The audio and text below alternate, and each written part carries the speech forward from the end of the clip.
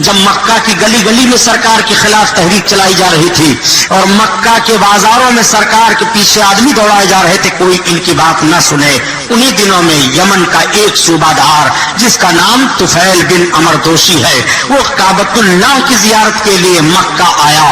جب اس کے مکہ آنے کی اطلاع ملی تو ابو جہل اور اس کے تمام حوالی موالی نکل کر کے مکہ سے باہر اس کا استقبال کرتے ہیں۔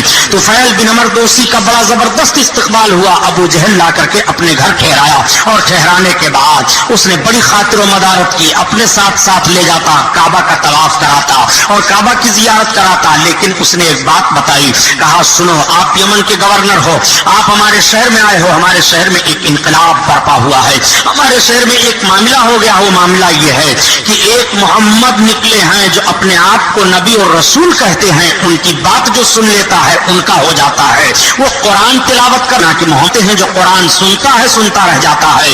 تم صوبہ یمن کے گورنر ہو اور اچھے شاعر ہو، تم بہت ہی خوش مزاج ہو، اس لیے ہم تم سے یہ گزارش کر رہے ہیں کہ تم کعبہ کی جب زیارت کرنے کے لیے جانا تو دیکھ لینا کہ محمد تو نہیں ہیں، اس لیے کہ ان کی جو صورت دیکھتا ہے دیکھتا رہ جاتا ہے۔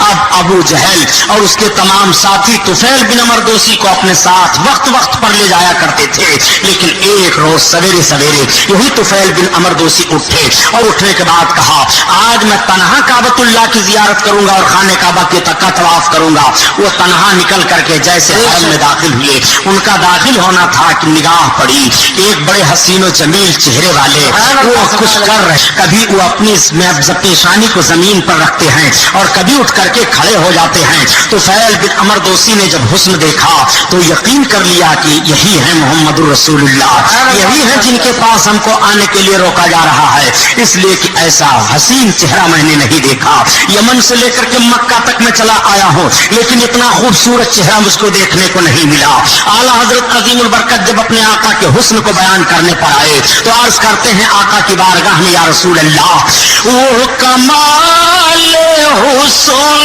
حضور ہے، وہ کمال حسن حضور ہے کہ گمان نہ تو جہاں نہیں، اور یہی پھول خار سے دور ہے، یہی شمع ہے کہ دھواں نہیں۔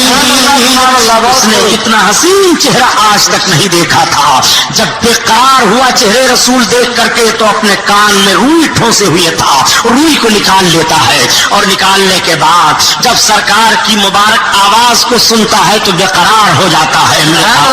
قرآن کی تلاوت فرما رہے تھے، وہ قرآن جو پڑھا جائے تو مومن کا دل مچلنے لگتا ہے، وہ قرآن پڑھتے رہو تو دل خوش ہوتا رہتا ہے۔ مرد مومن قرآن پڑھتا جائے کبھی اس کا دل نہیں گھبرائے گا، یہی وہ کتاب ہے جس کتاب کی تلاوت کی بنیاد پر مرد مومن کبھی گھبراتا نہیں ہے۔ میرے سرکار قرآن کی تلاوت کر رہے ہیں اور لوگ قرآن پڑھیں تو کس انداز سے پڑھتے ہیں، کتنا اچھا لگتا ہے، اور جس نبی پر قرآن نازل ہوا نبی اپنی زبان سے قرآن کی تلاوت کریں تو کس طرح سے لوگوں کا دل ان کی طرف مائل ہوگا۔ اعلیٰ حضرت عظیم البرکت اسی لیے تو فرماتے ہیں کہ نبی اپنی زبان سے قرآن کی تلاوت کرتے ہیں، یہ نبی کی زبان ہے، نبی اپنی زبان سے رب کی بارگاہ میں جو دعا فرما دے رب قبول فرما لیتا ہے۔ نبی کی زبان کبھی بھی رب کی بارگاہ سے خالی نہیں واپس ہو رہی ہے۔ اعلیٰ حضرت عظیم البرکت تبھی عرض کرتے ہیں، یا رسول اللہ، وہ زبان جس کو سب کن کی کنجی کہیں،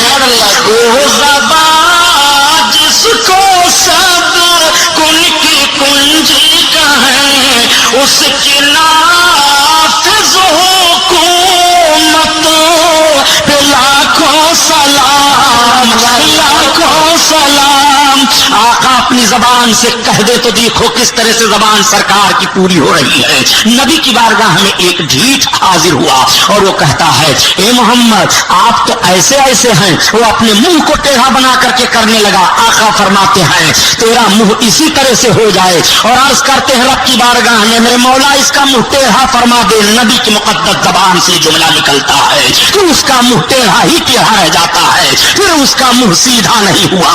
نبی کی شان मैदान में नबी के सामने तौहीन कर रहा है तो उसका मुंह टेढ़ा हो गया। आला हजरत अजीमुल बरकत फरमाते हैं तू नबी के मुकद्दस मुंह को समझना चाहता है, मेरे सरकार के दहाने मुबारक का हाल ये है कि वो दहानी जिसके हर बात वही खुदा, वो दहानी जिसकी हर बात वही खुदा और चश्मे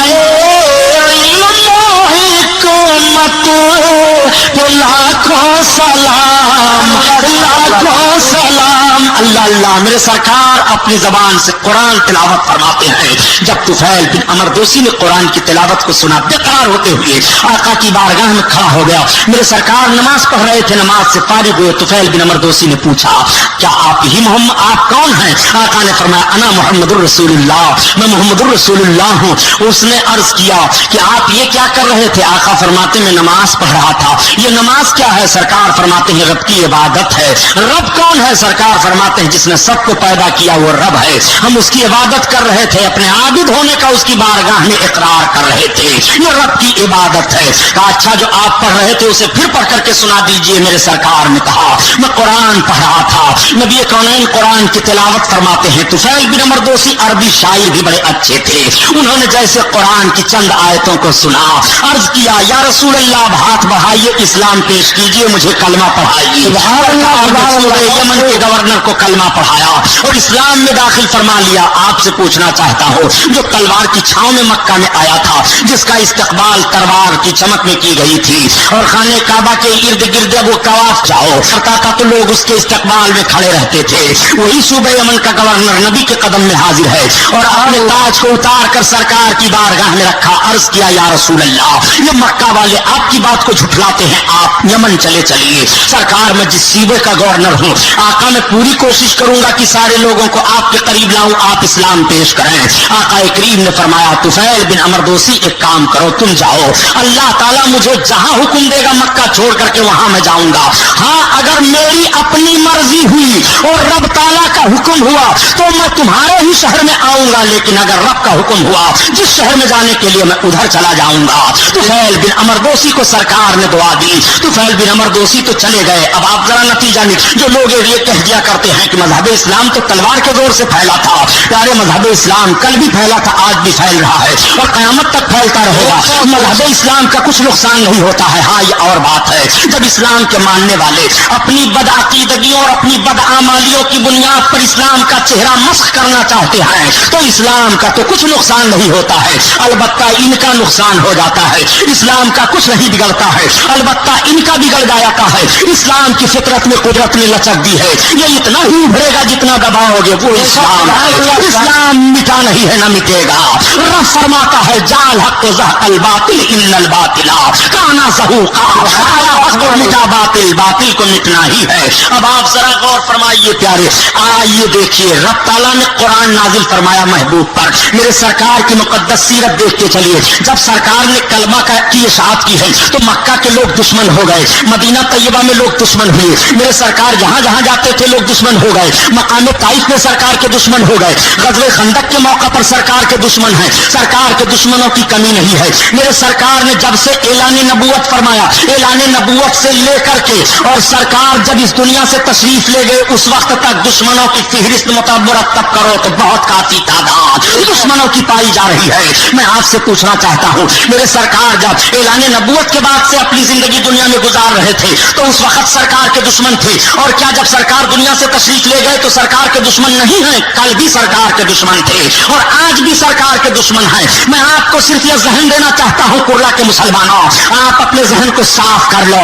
आज मसालिहत के बड़े खूगर बने दिखाई दे रहे हो, आज मजहब इस्लाम पर न जाने कैसी फप्तियां कसते हो। सुन लो जो बात बताना चाहता हूँ, नबी कौनैन सल्लल्लाहु अलैहि वसल्लम के दुश्मन दो तरह के हैं। एक तरह के दुश्मन तो वो हैं कि जो सरकार की तहरीक के मुखालिफ हैं, उनमें से हजरत उमर बिन खत्ताब हैं, हजरत अबू सुफियान हैं, और एक दुश्मन सरकार के वो हैं जैसे अबू जहल है, उतबा शैबा हैं, वलीद बिन मुगीरा हैं। इन लोगों का हाल ये था कि ये सरकार की तहरीक के भी दुश्मन हैं और सरकार की जान के भी दुश्मन हैं, और ये जमात सिर्फ सरकार की تحریک کی دشمنی کر رہی ہے وہ سمجھ نہیں پا رہے ہیں، تو جو جماعت سرکار کی تحریک کی دشمنی نہ سمجھی کی بنیاد پر کر رہی ہے انہیں بعد میں راستہ مل جاتا ہے، وہ صراط مستقیم پر آ جاتے ہیں، وہ راہ راست پر آ گئے۔ ابو سفیان نے کلمہ پڑھ لیا، عمر بن خطاب نے کلمہ پڑھ لیا، یہ لوگ کلمہ پڑھ کر کے اسلام کے دائرے میں آ جاتے ہیں، اور جو لوگ نبی کی گستاخی پر تلے ہوئے تھے کہ تحریک کی بھی دشمنی کر رہے ہیں، مشن کی بھی دشمنی کر رہے ہیں، اور نبی کے عظمت کے دشمن ہوتے ہوئے جان کی بھی دشمنی کر رہے ہیں،